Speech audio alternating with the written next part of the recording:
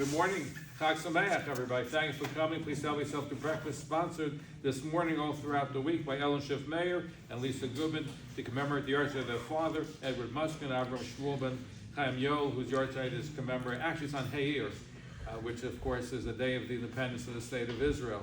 So the question always comes up on Yom Haatzmaut: do we say Tachnun? Do we say Hallel? With a bracha, without a bracha? Some people have David Ben Gurion's custom. He didn't say Tachnun, he didn't say Hallel. However, most people, especially in our communities, we do say Hallel without a bracha. So the question is, we're now in the days of Omer, of the Sphira, when there's a mourning period. So what happens to Yom Haatzmaut? What happens to the fact that we take a haircut? Do we shave? Do we listen to music, dance, take a wedding on Yom Haatzmaut? So according to the chief rabbinate, of course, you're not allowed to take a haircut, but you're allowed to shave on this day.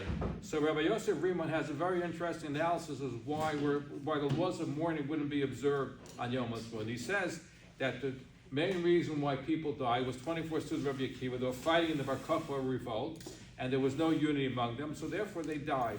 They tried to establish a state, and they didn't succeed because of this unity. He says, since we established the state, which is what the purpose of Rabbi Akiva couldn't do with his Talmidim, so therefore it should be a day of celebration, it should be a day of mourning. It's a very interesting analysis of what that is. They say that Rabbi Unterman tried to get the Chazon Ish to allow weddings Yom Haatzmaut, but he was not successful, so most people don't do weddings on this day. But here's the real question. In most years, Israeli Independence Day, Yom Haatzmaut is moved. It's not really today, it's really going to be on Shabbos. So what do we do? Do we say Hallel today? Do we say it on Shabbos? What do we do? So Rabbi Yosef Tzvi Riemann says that we should stick to the day with that established by law. Why is that? He said it's such a wonderful thing because Israel is the only country in the whole world that moves its Independence Day for religion.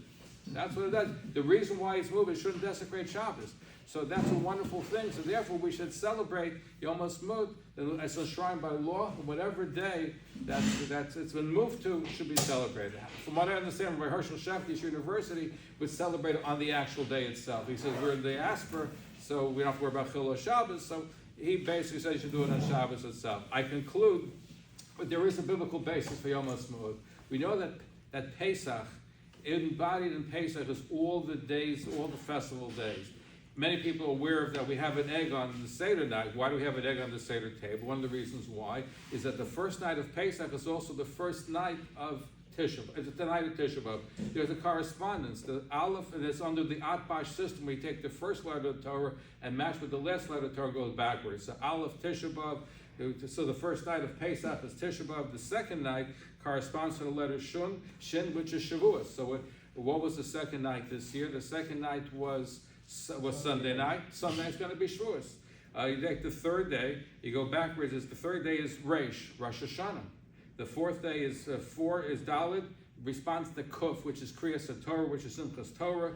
The partner of the fifth day is Tzadik, which is Tzom, representing Yom Kippur. And the sixth day is Pei, corresponds to Purim. But the eighth day doesn't have a partner. The eighth day is the letter Ayin. In 1948, that became apparent what the corresponding day of the eighth day of Pesach. Guess what? Whatever day the eighth day of Pesach is, corresponds to Yom Haatzmaut. So the eighth day of Pesach was Shabbos, Yom Haatzmaut is Shabbos. So there is a direct correlation built into the Outbash system. And built into Pesach is the interest. It's not nothing in life is coincidence. There's a connection from Pesach to Yom Haatzmaut. The eighth day of Pesach corresponds. Just a fascinating way of looking at it. Chag Sameach. Have a wonderful day.